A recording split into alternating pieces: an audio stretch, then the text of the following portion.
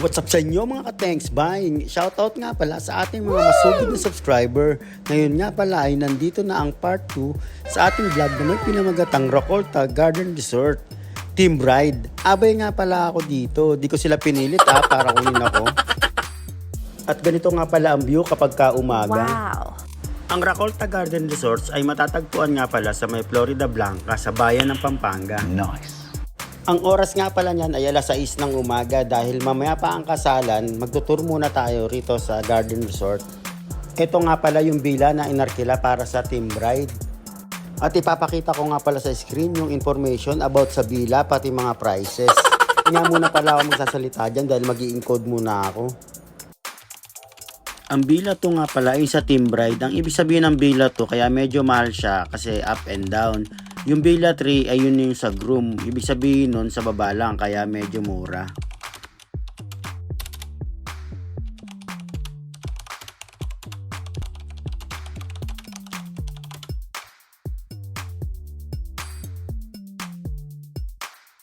Ayan, siguro naman nakita nyo kung magkano magagastos kapag ka nagpakasal kayo dito.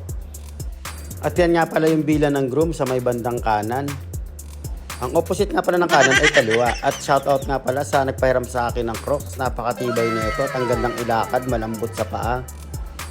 At ito na nga pala yung dead end. So babalik na tayo after nito. At ito nga din pala yung isa sa function hall. Ginawa muna lang ng parking. Siguro maraming bisita. At paglabas naman dyan sa isang function hall, ganito naman ang makikita natin sa labas. Nakita nyo ba yung sa may leeg ko na kumikinang-kinang? Nirentahan ko yan sa may Palawan Express. Hindi ko na sasabihin kung magkano. At ipiplex ko na rin pala yung susuot namin mamaya para sa video shoot at photoshoot. Ang need nga pala dyan ay white shoes, black short at white shirt. Buti lang nakahiram ako. At ang next naman natin pupuntahan ay kung sakali naman na magpakasal ka sa garden. Ito nga pala yung daan papunta dun. Buti pa dito may puso. Kahit walang saging. Ito nga pala yung sinasabi ko kanina na kung magpapa-garden wedding ka. Umapak na nga pala ako dyan sa damo kahit wala akong nakitang keep on the grass. Pero sinuri ko namang mabuti. Tingin ko naman pwede naman siguro maglakad-lakad dyan para ma-experience natin. At eto na, papasok na ako sa arko. Ganito nga pala yung view kapag ka nakatalikod ka. At ganito naman ang view kapag nakaharap ka. Kaya tingin ko maganda rin magpakasal dito. Tingin ko ang magiging problema lang dito kapag umulan. Pero okay lang na umulan ng feelings yung mga kinakasal. At ito naman yung papuntang Manawag. Sobrang laki ng area na to. Napagod na nga ako dyan, kakaikot at kakatour. Pero para sa inyo, gagawin ko lahat kahit mapagod na ako at magutom. Hindi pa nga pala ako nakapag-almusal nung time na yan. Kasi gusto ko hindi masyadong mainit bago ako umikot. Sayang naman kasi yung ginagamit kong silka. At dito naman gaganapin yung aming behind the scene. Mas masaya!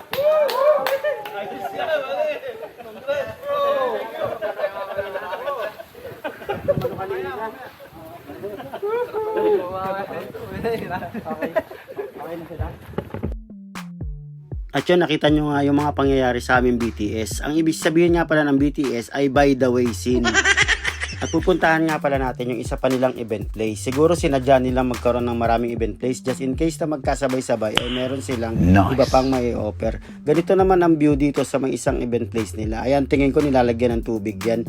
Kaso nung time na yan siguro wala silang isda kaya tinanggal mo na yung tubig para di masayang. At dito rin gaganapin yung isa naming BTS. At alam nyo na yung ibig sabihin ng BTS, diba? Na-discuss ko na kanina.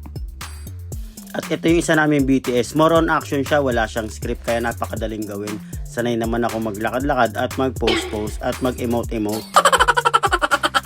At dito nga pala gagawin yung event mamaya. Sisilipin ko muna habang inaayos nila at makita ko yung before and after. Ayan, ganito yung itsura nito. Mamaya makikita nyo kung gaano kaganda.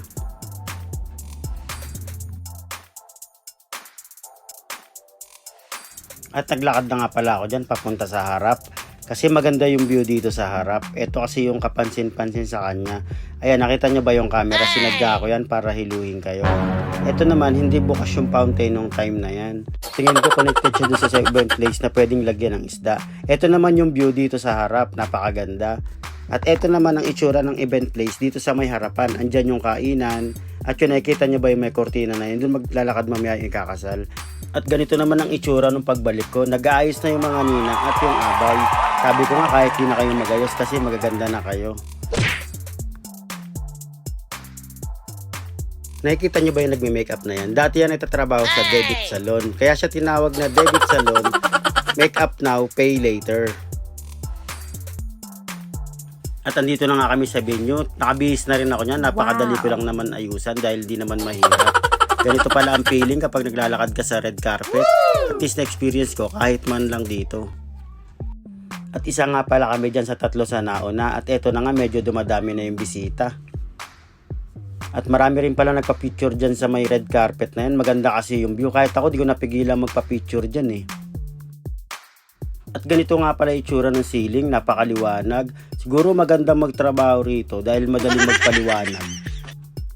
At eto na nga, medyo dumadami na yung bisita. Dito nga pala sa side namin, ang mga ninong na lalaki at abay na lalaki. Sa kabilang side, kung makikita nyo, nandiyon naman yung mga abay na babae at mga ninang na babae. Obserbasyon ko lang naman talaga yun o nagkataon lang. At yan na nga pala yung ikakasal. Naglalakad na si Dina. Kung makikita nyo, yung sa may bandang unahan na malapit sa may photographer, ayun si Emil, ayun yung mapapangasawa niya. Kaya sa part na to, mananahimik muna ako para makapag-focus ako bilang abay. Ladies and gentlemen, once again, let's put our hands together to the daddy of the group, Mr. Efrain Luzon, daddy of the bride, together with our beautiful bride, Miss Dina Luzon.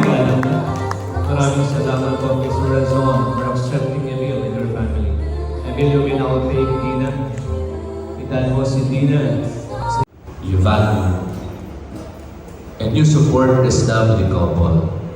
In spite of your busy schedules and in the midst of the pandemic, and yet ay napili na maging pangalawang magulang dahil po sa pagtitiwala at paggalang sa inyo. Pronounce Emil and Dina as husband and wife. May I request everyone to stand, please. The Lord bless you and keep you. The Lord make His face shine on you, be gracious to you, and give you peace. Dina and Emil, and for everyone, both now and years to come. Dina, Cayetano. Dako na po tayo sa pinakahihintay po ni Emil. Emil, hindi na ako ng 10 seconds, ha? Bago magtiwala yung labi ninyo para maganda yung buha natin sa camera. So Emil, official na.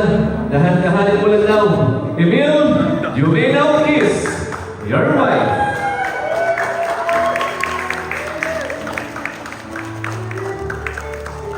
Praktisado po si Emil.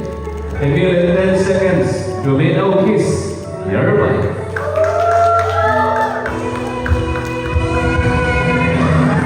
10, 9, 8, 7, 6, 5, 4, 3, 2, 2.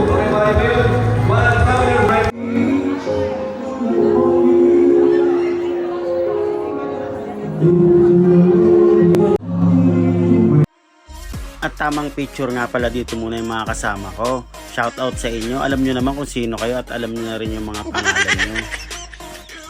At nung time nga na to, kainan na. So mananahimik uli ako rito kasi kakain muna ako dahil sobrang gutom na rin ako nung time na to.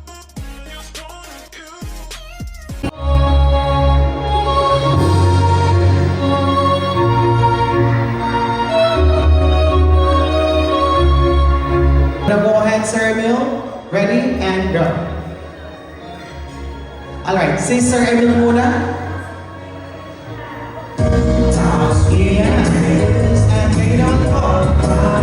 And you have to seal it with a kiss. You have to kiss. 1, 2, 3, and go.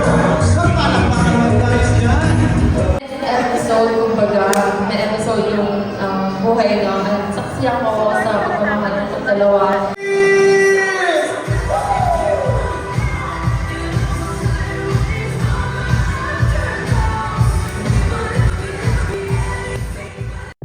At hanggang sa muli. Thanks. Bye.